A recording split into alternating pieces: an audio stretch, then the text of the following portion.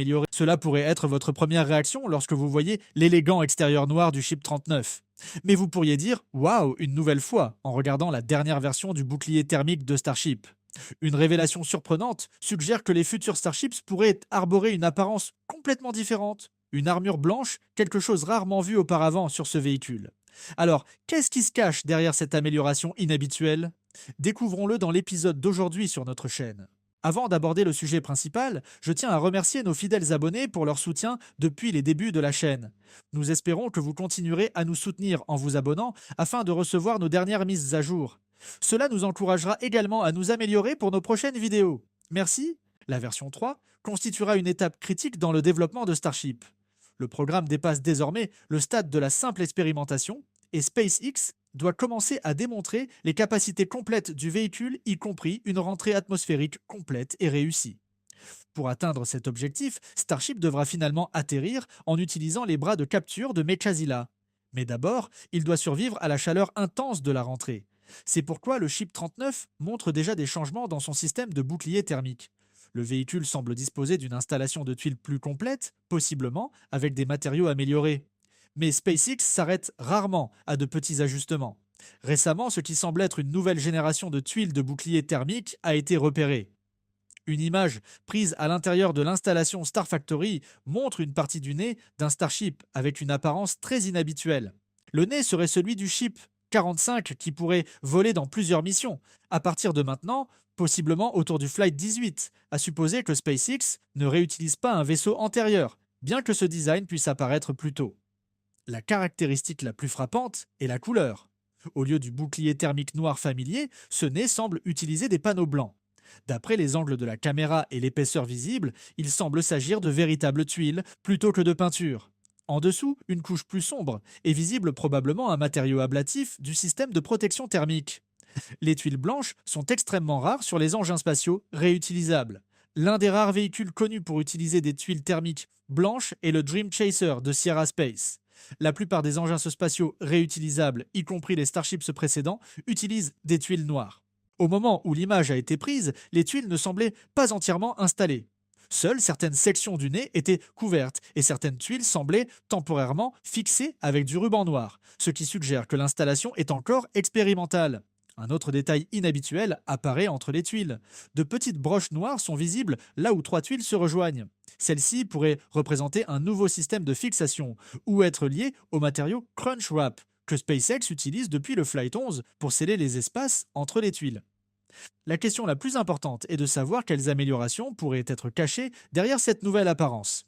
Une possibilité est un changement de matériau. Jusqu'à présent, SpaceX a principalement utilisé des tuiles de bouclier thermique en céramique. La céramique résiste bien à la chaleur, mais peut être fragile. Les boucliers métalliques peuvent être plus solides, mais sont vulnérables à l'oxydation à des températures extrêmes. Une nouvelle génération de tuiles pourrait combiner les avantages des deux ou utiliser un matériau entièrement nouveau, conçu pour le profil de vol de Starship. L'objectif serait une meilleure protection lors de la rentrée, où les températures peuvent dépasser 1500 degrés Celsius. Jusqu'à présent, le système de protection thermique de Starship a montré des résultats mitigés, certaines zones, comme les volets, subissant parfois des dommages. Un bouclier thermique amélioré pourrait accroître la durabilité et rapprocher Starship d'une rentrée fiable, une étape clé, vers un atterrissage direct dans les bras de la tour de lancement. Cependant, les tuiles blanches pourraient servir à d'autres fins. Certains observateurs pensent qu'elles pourraient ne pas couvrir l'ensemble du vaisseau, mais plutôt protéger des zones spécifiques comme certaines sections proches des réservoirs d'ergols. Dans ce rôle, elles pourraient agir davantage comme une isolation thermique que comme une protection de rentrée. Les surfaces blanches réfléchissent la lumière du soleil plus efficacement que les surfaces noires qui absorbent la chaleur. Une couche thermique blanche pourrait aider à maintenir les réservoirs d'ergols plus froids en réduisant le chauffage solaire, ce qui serait utile pour des engins spatiaux conçus pour stocker du carburant cryogénique pendant de longues périodes comme les dépôts orbitaux d'ergols. Il existe aussi une autre possibilité. Les tuiles blanches pourraient être liées au Starship Human Landing System. La version lunaire de Starship est conçue différemment du modèle revenant sur Terre. Pour les premières missions, elle ne rentrera pas dans l'atmosphère terrestre, de sorte que des éléments comme les volets et les tuiles de bouclier thermique traditionnels ont été retirés afin de réduire la masse. Même ainsi, une certaine couche protectrice pourrait encore être nécessaire pour faire face aux conditions lunaires extrêmes ou pour gérer la température des ergols pendant les longues missions. Pour l'instant, ces idées restent spéculatives, mais l'apparition de tuiles blanches sur Starship suggère que SpaceX continue d'affiner l'un des systèmes les plus critiques du véhicule. Alors que pensez-vous de ce nouveau concept de bouclier thermique? Partagez vos réflexions dans les commentaires. Et pensez-vous qu'un Starship équipé de tuiles blanches pourrait voler dès cette année? Si vous suivez les progrès rapides de Starship, n'oubliez pas d'aimer la vidéo et de vous abonner à la chaîne pour rester au courant des derniers développements. Et maintenant, parlons du retour d'un grand satellite de la NASA. Selon les mises à jour de la NASA, à 6h37 de l'Est, le 11 mars, un important engin spatial est rentré dans l'atmosphère terrestre. Le moment était proche des prévisions précédentes. Le 9 mars, la Space Force des États-Unis avait prédit que le satellite rentrerait dans l'atmosphère vers 19h45 de l'Est, le 10 mars avec une marge d'erreur d'environ 24 heures. L'engin spatial était Van Allen Probe A, qui pesait environ 1323 livres, soit 600 kg. Selon les normes typiques des satellites, cela le place dans la catégorie des satellites relativement grands. Les données de suivi indiquaient que les débris restants étaient tombés dans l'océan Pacifique oriental, près de 2 degrés de latitude sud et 255,4 degrés de longitude est. Van Allen Probe A avait été lancé à l'origine en août 2012 avec son vaisseau jumeau Van Allen Probe B.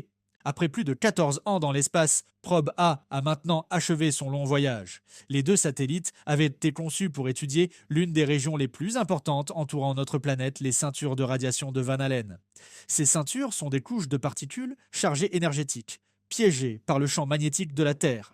Elles jouent un rôle crucial dans la protection de notre planète contre le rayonnement cosmique, les tempêtes solaires et le flux constant de particules transportées par le vent solaire.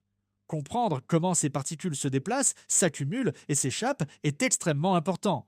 Les ceintures de radiation peuvent affecter les satellites, les astronautes et même les systèmes au sol, y compris les réseaux de communication, les systèmes de navigation et les réseaux électriques.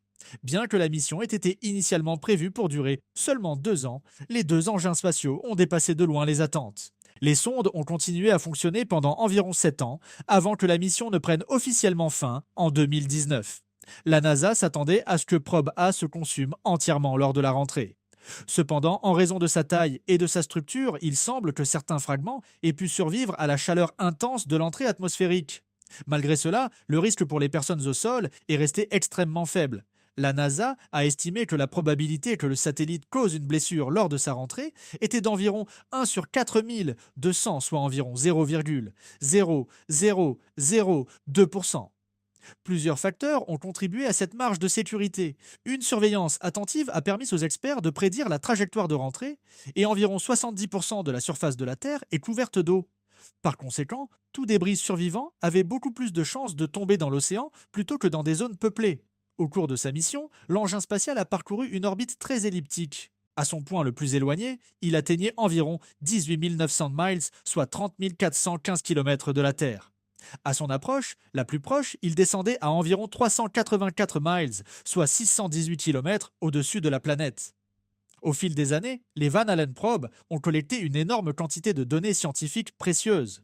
Les chercheurs étudient encore ces informations aujourd'hui. En analysant les données archivées, les scientifiques continuent d'améliorer les modèles décrivant le comportement des ceintures de radiation et la manière dont l'activité solaire peut affecter les satellites et les astronautes dans l'espace. La mission a joué un rôle majeur dans l'avancement du domaine de la prévision de la météorologie spatiale, aidant les scientifiques à mieux prédire comment les événements solaires pourraient affecter la technologie à la fois en orbite et sur Terre. Quant au second engin spatial Van Allen Probe B, la NASA s'attend actuellement à ce qu'il reste en orbite plus longtemps. Les estimations suggèrent qu'il pourrait rentrer dans l'atmosphère terrestre à un moment donné avant 2030. Bien sûr, les prévisions dans le domaine des vols spatiaux peuvent changer. En fait, on s'attendait autrefois à ce que Probe A reste en orbite jusqu'en 2034. Les conditions orbitales peuvent évoluer au fil du temps, ce qui rend les prévisions précises difficiles. Pour l'instant, le retour de Probe A marque la fin d'une mission qui a duré bien plus longtemps que prévu à l'origine et qui a considérablement amélioré notre compréhension de l'environnement de radiation invisible entourant notre planète.